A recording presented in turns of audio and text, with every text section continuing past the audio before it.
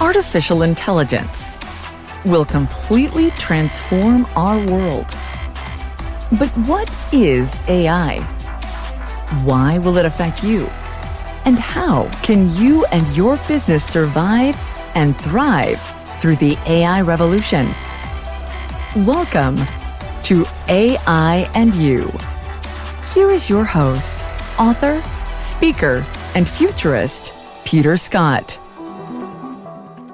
Hello and welcome to episode 132. Today, in what is fast becoming a tradition, we have a special end-of-year episode, recorded just before its air date of December 26, 2022. We are going to be talking about 2022 in retrospective and making some predictions for 2023, and I'm glad to be joined by two people whom I am happy to have met through this work and who have been on the podcast before. Dan Turchin, who was on episodes 122 and 123 and who is CEO of PeopleReign and is host of the AI and the Future of Work podcast, on which this discussion will also be aired. And David Wood, who was on episodes 20 and 21 and who is the chair of the London Futurists and author of the recent book, The Singularity Principles, Anticipating and Managing Cataclysmically Disruptive Technologies. I've written about the folly of trying to predict the future when it's more important to be prepared for unpredictable disruption, so take what follows for entertainment value, rather than betting your life savings on. But here you have three people who are very well informed on trends in artificial intelligence, so as far as predictions go, these should be some of the best you'll find. Let's get right to it. All right, so I'm very excited to be joined here by David Wood and Dan Turchin. Welcome to the show, guys. Great to be here. Thanks for the invite. Peter, I'm looking forward to this. Thanks for having me. And so I want to start with a retrospective of 2022 as it was. And I just want to focus this actually for a moment on the hottest topic at the moment of chat AI, ChatGPT. So I thought of a question along these lines because I really want to know the answer to this. So I want you to imagine that I've got a time machine and we are conducting this show 1 year ago. And it's 2021 and we are making predictions for 2022. But I am gifted with some foresight and I describe to you precisely the capabilities of the foundation models that power image synthesis, like DALL-E 2, Midjourney, Stable Diffusion. And number two, I describe to you the capability of ChatGPT. And I communicate those capabilities perfectly to you. And then I ask you, what do you think the chances are that that technology will be invented and deployed to the internet in the following year? I want to know what your answers to that would be. Well, I went on record in June 2021 in a chapter on a book that I wrote, in which I said, here are 15 areas in which it is possible that AI can make significant improvements soon. Now, I did not give particular timescales, and I am cautious of any futurist who does offer specific timescales for these things, but I said there is so much commercial interest in improvements to AI, and there are so many ideas for how AI could indeed be extended that it is quite likely that at least some of these 15 areas will see advances. And that include better analysis of text. I referred to GPT-3 and said we're likely to see some progress. And it also referred to progress. I didn't talk about stable diffusion, but I did talk about generative adversarial networks and said, I'm sure we haven't seen the end of that yet. But what would have surprised me and would have been difficult to forecast is exactly how much has been accomplished by apparently some fairly modest changes in the algorithms, that for just a bit of extra scale and for some significant tweaks in the algorithms, some new ways of using transformers and so on, the effects have got so much better in so many ways. That would have taken me by surprise. And I think that reflects the state of knowledge of the industry generally. I have not been the only close observer of AI to being surprised by what's happened.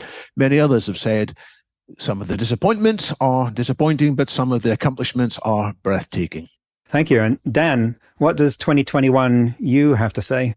2021 me would say that generative AI as both a technology and investment theme were nascent. And David shares great perspectives based on some of his work from a year back. I'm sitting in the cradle of Silicon Valley, so I'm going to think about this from the perspective of investors. And there were some early leaders in the space that were getting a lot of venture capital funding. Copy.ai comes to mind, using generative AI to write marketing copy, using generative AI to author summaries of large documents, PDFs, that sort of thing. Those were early ideas. DALL-E 2 had just been introduced, I think maybe came out of public beta around a year ago. And it was a novelty. And it was fun to be able to see a picture of a panda riding a rocket ship in the style of Renoir. And we all got giggles out of that. And it seemed to a layperson like magic. And it was probably a bit of a conundrum to everybody who didn't have all the imagination of some technologists, certainly at least in Silicon Valley, to envision what would become of the Panda rocket ship generator. So I think we would have said it's compelling, it's novelty, it's a parlor trick. And the 21 version of me didn't have the foresight to see either the hype that would surround generative AI technologies with the launch of ChatGPT, call it a year later, or certainly all of the innovation around generative AI that would be spawned from some of the early capabilities of simple text prompt to image generators. That's a kind of the most humble assessment of, I think, what the 2021 version of me would have said. And I think for my part, the things that surprised me were how both of those technologies generated more than what their predecessors promise should have been capable of. That they're essentially putting the internet in a blender and giving you part of it. But then these tools are as though an orange emerged from the blender or whatever it is that you asked for. So that the generative image model generators, for instance, you could ask it for a corgi sitting in a house made of sushi. Now, nowhere in the training data is a house made of sushi. It's got sushi and it's got dog houses and it's got corgis. Fine. But the progress in image generation up until that point, I always think of as the sort of thing that Janelle Shane was doing in her newsletters. And she was doing things with Clip and GAN.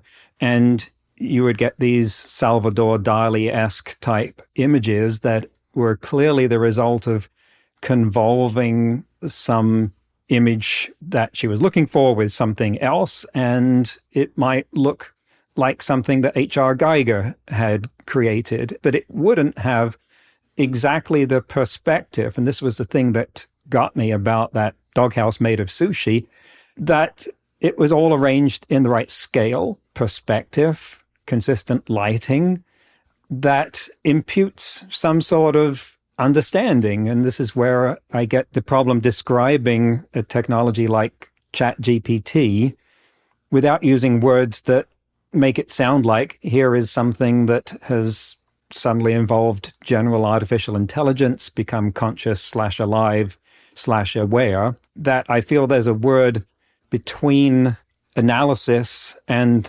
understanding that ought to be applied here, but I don't know if that word exists. And I've seen ChatGPT do things that I would have said were impossible before. And again, don't want the audience taking away the message that we're sounding alarm here, just that I don't find the explanations of how that technology works adequate to tell me how it's doing some of the things that I have seen it do. I needed an answer once. For instance, I wanted to know, how do I rewrite this code from PHP 7 to PHP 8? That's a very specialized sort of thing, but I was stuck. The general answers weren't answering the specialized case that I had of this, and I needed to do this. And just for a lark, because I thought, no way is it going to know this, I stuck that into there, and not only did it give me a complete explanation that was far better than anything I'd found on Stack Overflow or Google, but it gave 3 examples explaining this using the same variables I had in the code that I had quoted. That was far outside the capability of any previous model for chat. And so I want to segue now to a question about this, since we're talking about this, which is, what sort of disruption can you see this generating vertically or horizontally, now that everyone is talking about this beyond the term papers are dead as a pedagogical instrument, which is the main reaction at the moment?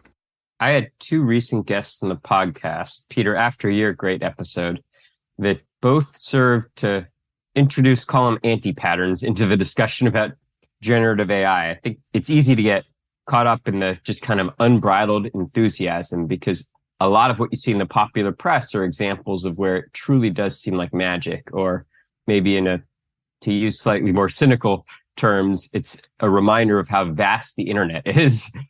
When I asked some of these questions to a gentleman named Eric Olson, who started a company called Consensus, which is basically using a GPT-3-like technology to summarize questions to research-related results by indexing the world's research journals, all scientifically published papers. And so it can go and mine through, and actually the idea is Consensus will give some kind of a score about, you ask it a question, what's the right amount of vitamin C? Or should I eat a lot of potassium before working out?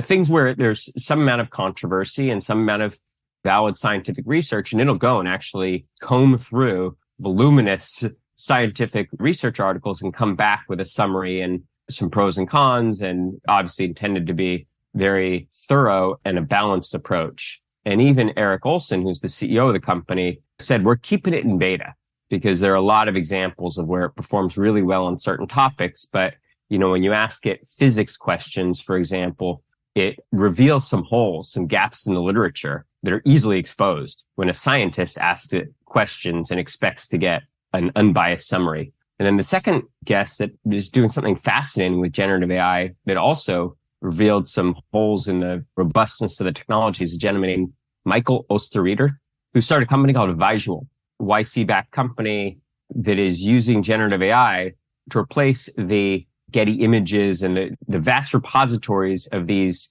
images online that you can license with generative AI that will synthetically generate very similar images using text prompts. And you can imagine how disruptive a technology like that is. And in the episode, he goes into a lot of detail about the technical challenges of being able to, first off, modify sometimes copyrighted content, or in his case, I think he exercises AI very responsibly. They're careful not to ingest anything that's already copyrighted. But the technology it's very complex, but it's easy to understand when he goes through it. They're essentially ingesting publicly available content, images, etc., or in some cases, taking their own photos in a studio. But then using text prompts, they're able to annotate them automatic or semi-automate the annotation of those photos with things like expressions or limbs or settings, light settings, etc. And what they're basically doing is, based on text prompts, introducing new versions of those photos using generative AI in ways that are 100% synthetically generated, but all licensed content, and essentially eliminates the need beyond maybe a photo shoot with a small number of photos, say a Middle Eastern woman in a certain kind of headdress in a market. Well, Michael's team will bring a Middle Eastern woman into a photo studio with a green screen and maybe take 50 photos of her with various expressions on her face. And from that, with the benefit of the green screen and various other, that can spawn millions of images all related to the core concept of the Middle Eastern woman in various poses with various expressions. So two examples where I got the benefit of having a deep dive with these guests on the podcast, but where I think the technology is certainly viable. But I definitely encourage listeners to understand the sophistication and the rigor required to really get it right and do it in a way that's ethically responsible. And that sounds like the either modification or extension of an existing job or creation of a new type of job. And I'm aware, by the way, that I'm skipped forward here. We will get back to some of the retrospectives of 2022 shortly. But as long as I'm talking about this, David, what is your take on the disruptive effect of these two new technologies in AI, image generation and the ChatGPT, that haven't been fully appreciated yet? We're still at early days with this. Dan mentioned some of the pain points, some of the complexities, some of the need to understand at the sophisticated level what's going on if users of these systems aren't to fall foul. But that's the curve that new innovations go through. They start off with lots of ragged edges, with difficulties in getting the best out of them, and over time they are increasingly packaged in more accessible, more robust ways that are usable by ordinary folk as opposed to experts. And I predict this is what's going to happen with many of the systems we're already hearing about. Indeed, ChatGPT, by some measures, has more or less the same underlying engine, some modifications, as GPT-3. The main innovation is that it's got a simpler interface, that it's got some memory, and you can chat to it, whereas before you needed to be quite clever to get that kind of chat experience from it. So there's one modification that's already making it easier to use. But I think it's going to be the same with, for example, software that looks up scientific facts, answers questions about science. Famously, or infamously, there was the Galactica software that was released by Meta, parent of Facebook, briefly, which stunned people briefly before people realized it was hallucinating, fabricating lots of reports, apparently in scientific journals which never existed. And so, understandably, Facebook hurriedly withdrew it. But you can imagine a combination, that one software is doing what Galactica is currently doing, coming up with plausible stories, and another piece of software is fact-checking it, seeing whether or not these articles exist, seeing whether the summary of them is fair. And it's going to be the combinations of technologies that's going to lead to the biggest and fastest transformations. And it won't just be the blue-collar work, it's very much going to be the designer's work. Instead of design currently being done by talented human individuals with help from AIs, with help from spell checkers, with help from layout tools, it's going to largely become the other way around. You'll just give an idea to the AI tool, and then you maybe have a human at the end just doing a sanity check on it. So this is going to be incredibly disruptive, more so as combinations of different AIs are grouped together in packages that deliver more than the sum of their parts. Let's look at the past year then. And thank you, David, for one of the questions you suggested, which was, what do you think the biggest disappointments or setbacks in 2022 were around AI? Maybe you want to go first with that. Well, I'm disappointed by the level of public discussion on the remarkable breakthroughs that are happening. So I sat through a couple of days ago, 3 hours of an international conference on the future of AI. Lots of people there with job titles such as head of AI, AI advisor, and most of what they were saying could have been said 10 years ago. At least 50%, maybe 80% of what they said could have been said in 2018. There wasn't a sufficient grasp of exactly how revolutionary the changes that are coming down the line from transformers, from large language models. One point that I didn't hear at all mentioned, which I think is revolutionary, is the way in which these systems can be trained once in a very lengthy training process. That's the foundational training, and then can quickly be shown one example, and then they can acquire a whole new skill. Whereas previously, you had to retrain each model for every different task. Now they can pick up new tasks much more quickly. So I see this as a transformation of what should be the correct understanding of AI. For a long time, we've had the idea that today we've got narrow AI that can only do one or two tasks. And in sometime in the future, we're going to have general AI, which has the same kind of general reasoning as humans. And there's a big gulf in between. Well, what we're now seeing with these foundation models, with stable diffusion and other things, is the growth of what I call broad AI. It's systems that can do many tasks, not just the ones they were pre-trained for, like DeepMind's Gato, which could do 604 different types of tasks in many different domains, but other foundation models that can learn whole new tasks, much like the way that a child who's got a brain that was created by hundreds of millions of years of evolution, but that brain is now able to pick up lots of new tasks amazingly quickly. Well, it's the same with these foundation models. And this is truly astonishing. And many people who have got AI in their job title frankly, haven't got it yet. And they're holding the whole public understanding back by still being stuck in what is now an outdated and dangerously outdated view. So that's what disappoints me. But that's what I think will change in 2023. More people are going to get it. More people are going to waken up. And suddenly we're going to realize that a lot of what we thought would require some future AGI, general AI, is already here in what I'm now calling broad AI.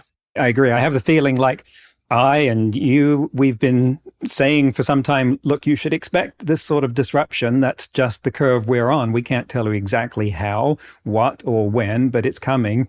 And now it's here in a way that has grabbed people's attention as though, where did that come from? Dan, where did you see AI either underperforming, not meeting the hopes that you'd had for it, or otherwise some sort of disappointment falling short in the last year? Peter, I'll answer that. But before I can, I've got to take an opportunity to ask David a question, because on my podcast, I ask a lot of guests about their perspectives on AGI, specifically what it is and best guesses about when we'll achieve the it, referring to whatever they think it is. And there's, as you might imagine, not even close to an agreement around a when or a what. You have much more expertise than most of the guests that I asked that question to. What's your answer? Well, I exclude consciousness from this consideration because I don't understand consciousness enough. I define AGI as systems that have as much general intelligence, as much common sense, as much flexibility of thinking as humans. So they are indeed able to follow a conversation across all domains and be the master of every such discussion. When will we have systems of such complexity? Well, there is a whole communities that are devoted to breaking down the definition of AGI into smaller chunks and estimating when each of these individual components will be here. I refer to the Metaculus community, which was set up a number of years back to aggregate in an intelligent way forecasts. And I think their current community forecast for the arrival of what they call weak AGI, which they break down in having 4 different aspects, which I won't go through now, but it includes comprehensively solving the Turing test. It involves being able to answer math puzzles at the level of very high math students just by looking at the images of the photographs and so on. They now forecast sometime in 2028, I think, as the median likelihood for that to arrive. And I don't think that's far wrong. I might push it out a bit because I think there are still some puzzles to be solved. But I see so many people working on this. I see huge investments by China at the state level, at the regional level. I see investments all across the world. And so I wouldn't be surprised if you have AGI by 2028, though if you want to be more like 50% sure, I might say about 2035. Were you surprised at all by the reaction to Lambda and the conversation that spawned around sentience? I think it was understandable. Humans have got a characteristic to impute consciousness to inanimate objects. That's why we imputed actions to deities or hobgoblins or fairies in the past. It sort of made sense. There was a useful bias. If we thought there might be a tiger in the woods rustling, it was better to be afraid of it than to discount the possibility. So it is understandable, and we have to beware anthropomorphizing our software too much. But at some stage, there will come software that we tell it, hey, you're not conscious, and it will fight back, and it will give us strong arguments as to why it has a rich consciousness. And I don't know when that's going to happen. Or it could be that the AGI that we create will tell us, here's what consciousness is, and you can see I'm not conscious, it will say, because I don't have that kind of architecture. I have a different architecture. And I await that with great interest. That's one of the intellectual tasks I hope to understand better at the end of 2023 than at the beginning of 2023. Peter, I promised to answer your question, and I will now. And thanks, David. That's very interesting. And I had read a little bit about your perspective on that. Very interesting to hear it. The best way for me to give a retrospective on 2022 in terms of AI is by looking at 2 domains within AI as kind of representative case studies. And one is industrial robotics. And I think that's a case where the progress in 2022 was tangible. It led to some amazing innovations, supply chain efficiencies, beyond Instagrammable videos of Spot from Boston Dynamics doing various kinds of calisthenics, which are interesting and play well in the popular press. Beyond that, the innovation that I've seen for people with prosthetic limbs or the ability, exoskeletons to help human laborers lift heavy boxes or do various kinds of tasks that improve supply chain efficiency, mobility,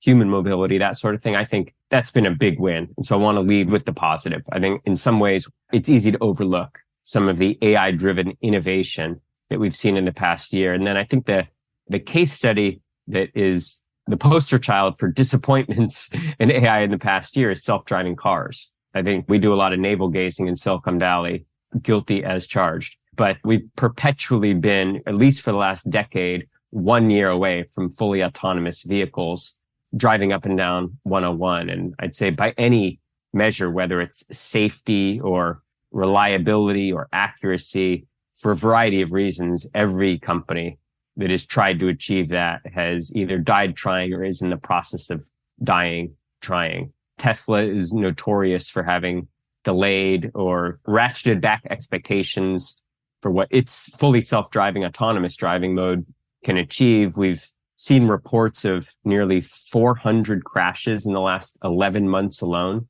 of self-driving vehicles from a variety of companies. This is not to place blame on any individual company. I think the only thing that is to blame is the hype that the global AI investment community is guilty of kind of feeding notions of how quickly we can expect the technology.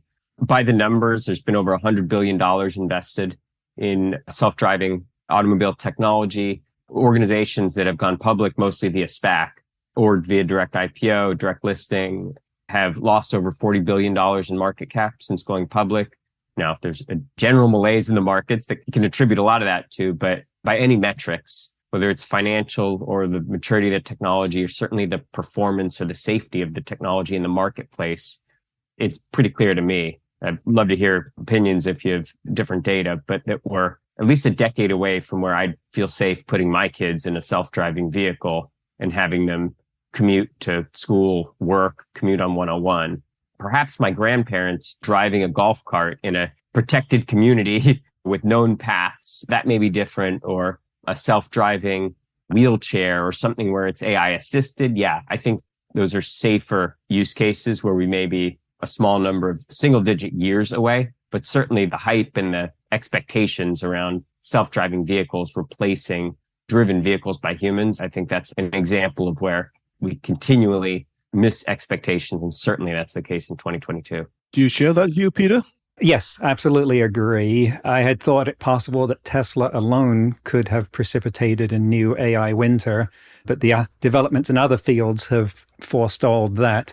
But while I don't think that level 5 or level 4 autonomy for consumer vehicles is remotely close, and this is also based on personal experience with the full self-drive beta in my own Tesla, what I have been expecting and was disappointed in is the lack of permits, experience, regulation, or general advancement in long-haul trucking, because I think that it's perfectly capable now of driving safely along North American interstates.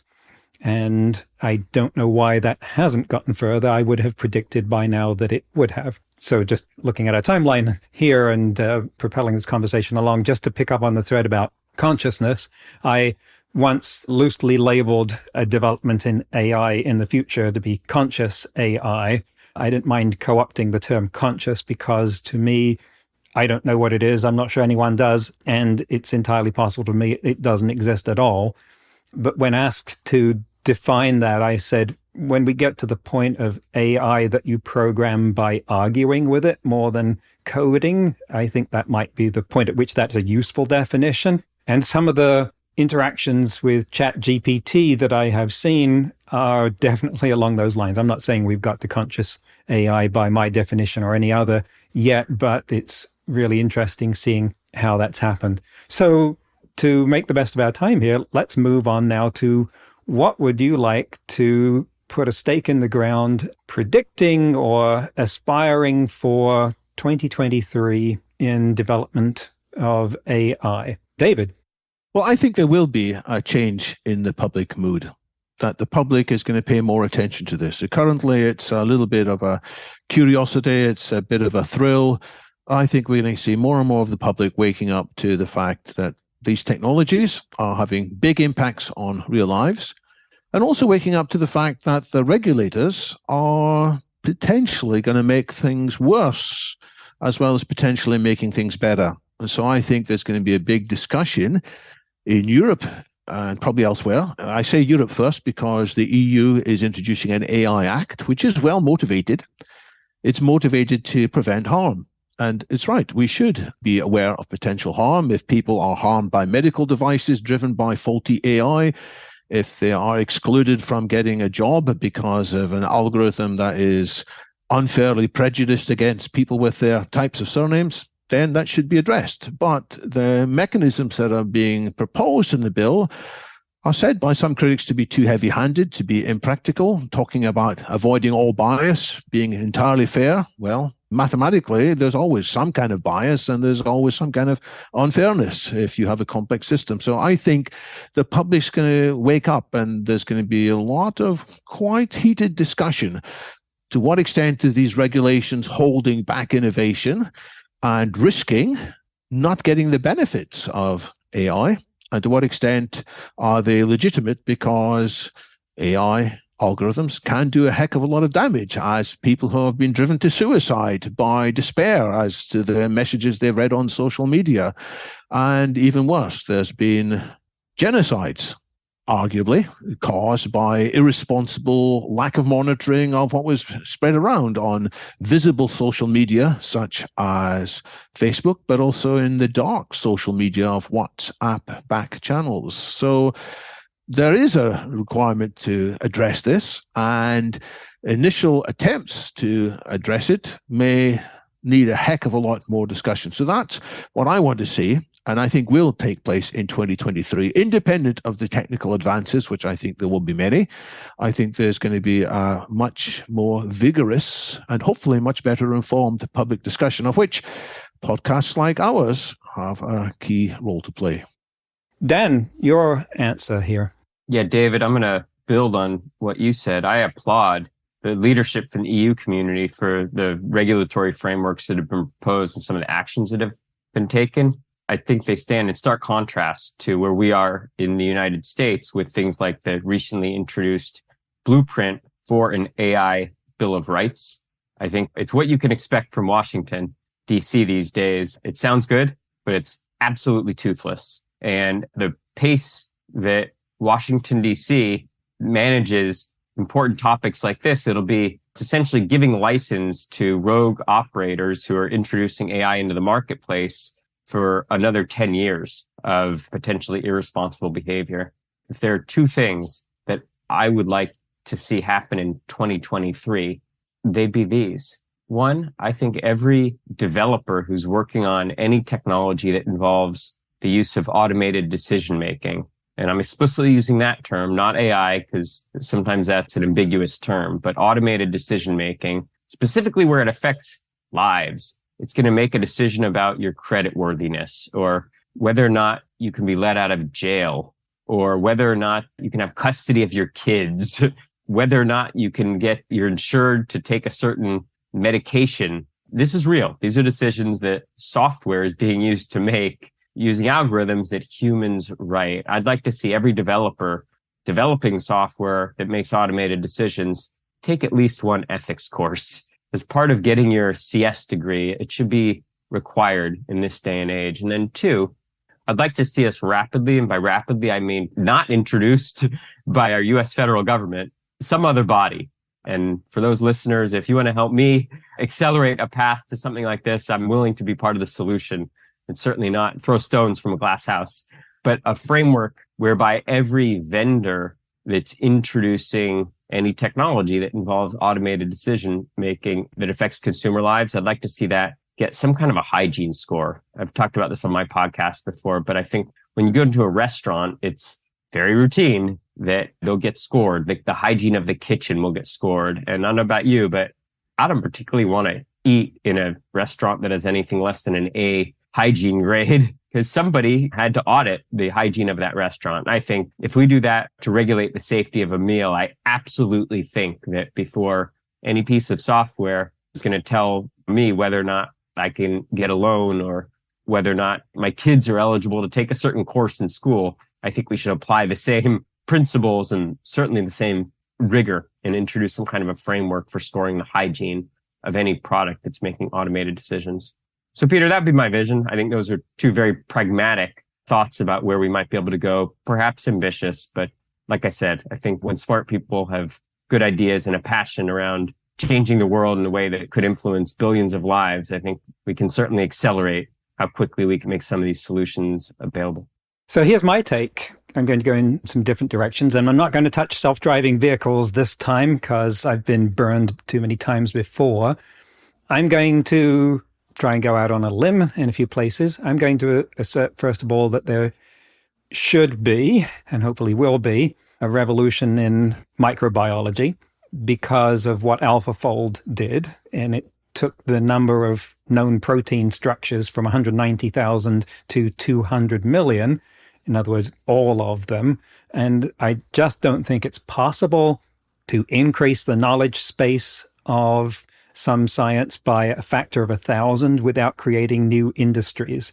And I don't know why it hasn't happened yet, but I am not part of the microbiology community, so maybe it's going on quietly. Microbiologists perhaps not known for being rowdy. And I would expect that there will be whole new breakthroughs and industries created around that knowledge. I can't wait to see what GPT-4 is, having experienced GPT 3.5 in the form of ChatGPT. And I would say if the Loebner Prize was still running, and it appears to have stopped without any fanfare in 2019, that the text version of it would be won easily next year. But I think there will be some form of Turing test competition created, and that something based on ChatGPT or similar will pass it. And there will be the sort of hype that draws a lot of attention, and then the questions about sentience again raised a lot of heat, not so much light, a lot of smoke, not so much fire, but it will draw attention. And finally, I think that right now there must be a cacophony of knocks on the door of OpenAI from large businesses with lots of data, anywhere from Procter & Gamble, Walmart, Goldman Sachs, you name it, saying, we want to get a version of your AI that is trained on our intranet data lakes and knowledge bases and see what it can do as an internal resource, because it could be clearly game-changing in the way that it could act as an adjunct, like an extra brain to their employees. I think anyone who's not thinking that and has that sort of data available needs to wake up and smell the coffee. That's clearly something that could be done. And if OpenAI is interested in making appliances for organizations like that, they could sell them as fast as they could make them for just about any price too. So that's my prediction. And I think we're just about out of time here. So a few words of conclusion from both of you. David. Well, I'd like to build on your thoughts about breakthroughs in science. There could be also breakthroughs with nuclear fusion. We've seen recent very impressive reports that nuclear fusion, in some cases, is now generating more energy than was put into it. A few months earlier, a team from DeepMind had reported that they could use AI to improve the design and operation of another fusion plant. So if AI is part of the solution to sustainable, clean, abundant nuclear fusion, that's going to be an enormous breakthrough. I also think it's maybe about 10% likely that at some stage in 2023, there's going to be another scientific breakthrough. And I don't know what, but it might be that it's going to spit out the solution to superstrings or the unification of quantum and relativity. It will have absorbed all the concepts and mixed it up in its own vast mind and come up with some crazy proposal that people are going to say, gosh, you know what? This is a true superintelligence because it has solved this outstanding physics problem that has been in place, I don't know, since the time of Einstein, the unification of quantum mechanics and general relativity, which so many generations of physicists have failed to crack. And perhaps when AI does that, we're going to stop hearing complaints that it's not really intelligent, it's just statistics. Dan, a few final words? Yeah, well said, David. So in my podcast, we talk a lot about AI and the intersection of AI and the future of work. And so two perspectives on how AI is influencing or defining the future of work. One, a gentleman named Gary Bowles, who is the chair of the future of work at Singularity University. David, great person for you to meet if you haven't met Gary yet. But he talks about the evolution of a work net from what we now call a workforce, where careers are essentially stitched together by a combination of tasks or capabilities or passion projects, as opposed to entering an office, kind of the grind of the 9 to 5, where you work for one employer your whole life.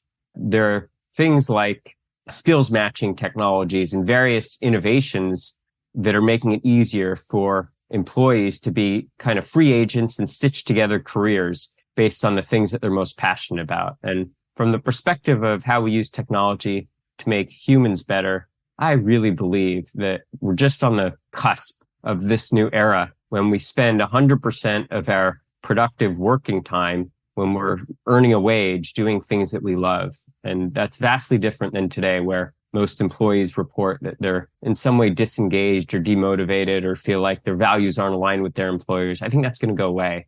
The second thing I firmly believe is that AI and AI-related automation technologies are going to give every employee back about an hour a week. And I think it's incumbent for us as leaders to think about how that changes whole civilizations, societies, the future of what it means to be human.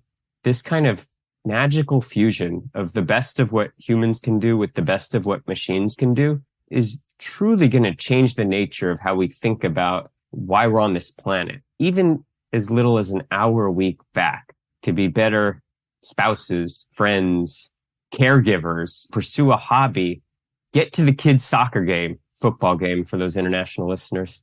That in and of itself frees us up to feel like we're our best selves at work, when we also feel like there's time available to be at the best versions of humans or the best versions of ourselves that we can be after work. So when we talk about some of the potential risks, potential safety implications of automated decisions, those are real. And I think we need to take very seriously the ethical implications of how these AI technologies are used. I don't want to miss an opportunity to say how enthusiastic I am about the role of technology in improving life. And I truly believe that the next billion employees, the whole next generation, whole next civilization around the world will be made better when we get these technologies right. And I'm going to get on every soapbox every time I have an opportunity and try to remind as many people as possible that that's the future of humanity that I think we're on the cusp of experiencing. Really well said. Well, there we've got fascinating, useful, monetizable insights from experts in the field, and two people that I'm proud and grateful to have had the privilege of interacting with and getting to know more over the last year. David Wood and Dan Turchin, thank you for coming on AI and You. Thanks for making this happen, Peter. It's been a great idea. Pleasure speaking to both of you. Thanks. That's the end of the discussion, which I could happily have gone at for hours longer. I felt so many ideas come on during that brief period. Of course, we had a lot about ChatGPT there, since not much more than a week before the recording date, it took the internet by storm and has done some things even I find frankly amazing and outside my ability to explain to my satisfaction. So ChatGPT is going to be this week's news ripped from the headlines about AI, and boy, is it making headlines. It's an understatement to say that we could do a whole show about it. We could make an entire podcast series out of it. I've had many interactions with it that have broken my previous expectations for what a large language model could do, and it would take hours to deconstruct them all. For instance, I asked it to, quote, explain Kant's critique of pure reason, and it gave me a nice academic screed of the sort that has got people declaring the death of the term paper as an instrument of teaching. Then I said, explain Kant's critique of pure reason to a 5-year-old, and it gave me, well, this response. Imagine that you know a lot of things because you have learned them from other people or from books. But sometimes you also just know things without being told, like how 2 + 2 = 4. Kant's Critique of Pure Reason is a book that talks about how we know things and why we can't always know everything. Kant says that our minds are like little boxes that help us understand the world, but sometimes our boxes can't hold all the things we want to know. But even though we can't know everything, our minds are still really good at figuring out a lot of stuff. End quote. And it tacked an exclamation mark on the end. That wasn't even the most dramatic demonstration of how ChatGPT is breaking expectations, but it's a fairly relatable one. Obviously, there is a lot more to come in this area. Next week, my guest will be futurist Tony Charnetsky, a returning guest who has a new article called How Might Transhumans Control Superintelligence?, which really calls for discussion on what he means by transhumans, superintelligence, and control. And that's just what we'll do next week on AI and You. Until then, remember, no matter how much computers learn how to do, it's how we come together as humans that matters. That's all for this episode of AI and You. Please leave a rating and comment and share with your friends. Get the book Artificial Intelligence and You and see more videos and articles at aiandyou.net. That's aiandyou.net, where you can also send us your questions. Thank you for listening.